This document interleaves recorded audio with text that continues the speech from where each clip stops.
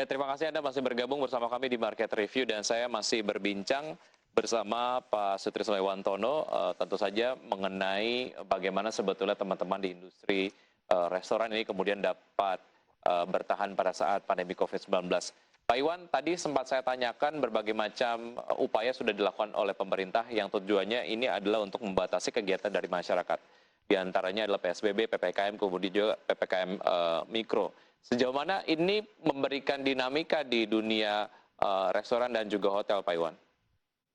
Saya kira semangat dari pemerintah kan untuk mengatasi persoalan ya.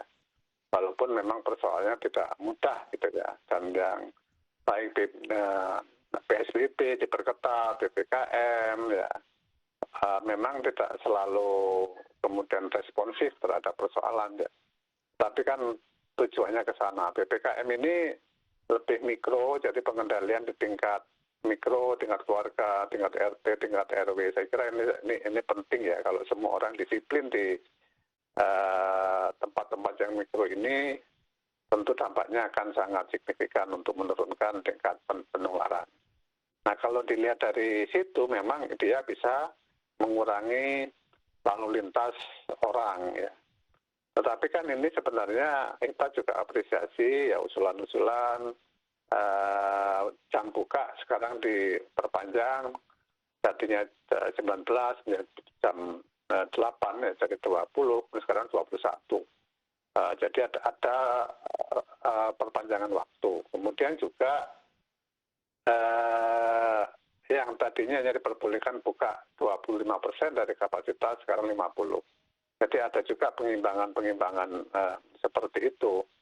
Karena mereka yang datang ke hotel, datang ke restoran, itu kan bukan klaster utama ya. Hotel dengan 20% kan nggak mungkin jadi klaster dong.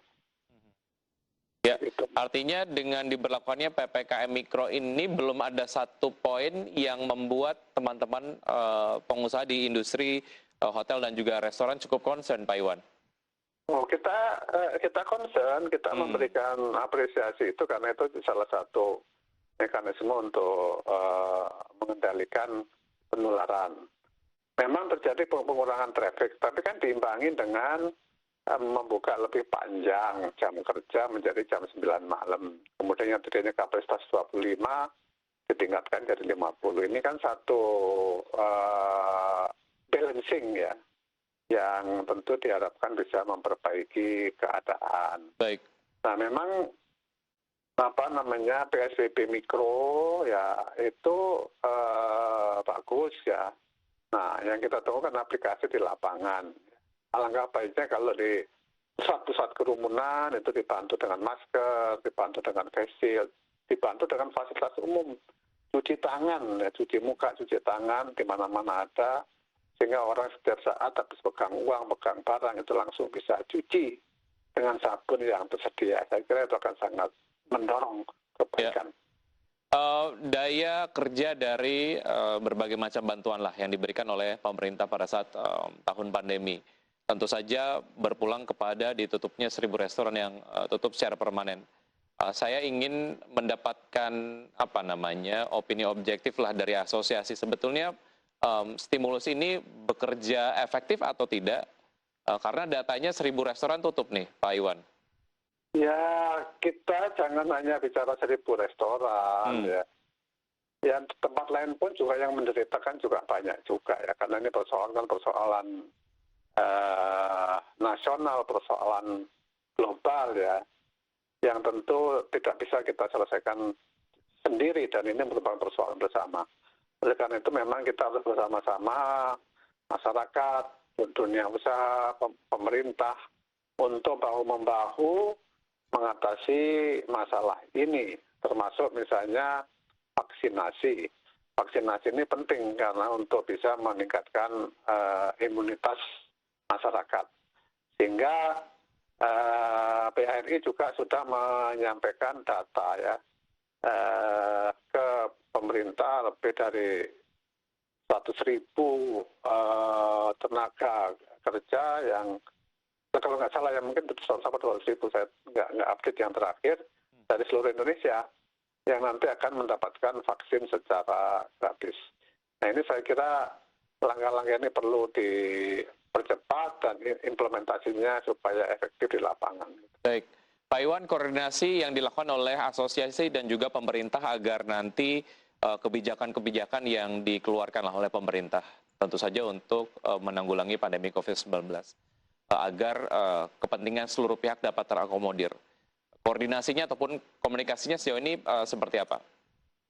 Komunikasi kalau di pusat saya kira ya jalan, pemerintah juga selalu mengajak PHRI ya dan asosiasi-asosiasi lain untuk membicarakan, walaupun tidak selamanya mulus ya, tentu ada yang kekurangan, ada komplain di sana sini. Nah, kita juga mengharapkan agar pemerintah daerah ya termasuk DKI juga melakukan hal yang sama ya. Setiap kebijakan yang akan dikeluarkan seyogyanya dibahas dulu, disosialisasikan dulu kepada para pemangku kepentingan, yaitu asosiasi-asosiasi pelaku usaha, termasuk dalam hal ini adalah PHRI. Gitu.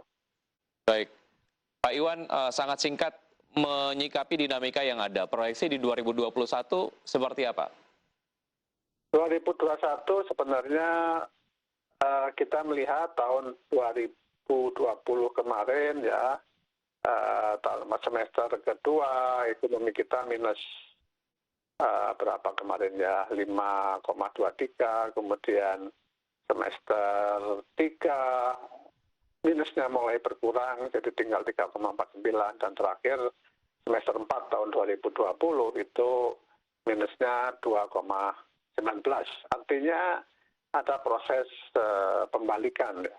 Tetapi kita harus tahu tahun 2021 ya sejak awal kemudian muncul varian-varian baru dari virus ya. Baik. Tadinya saya memperkirakan bisa tumbuh 4% pertumbuhan kita.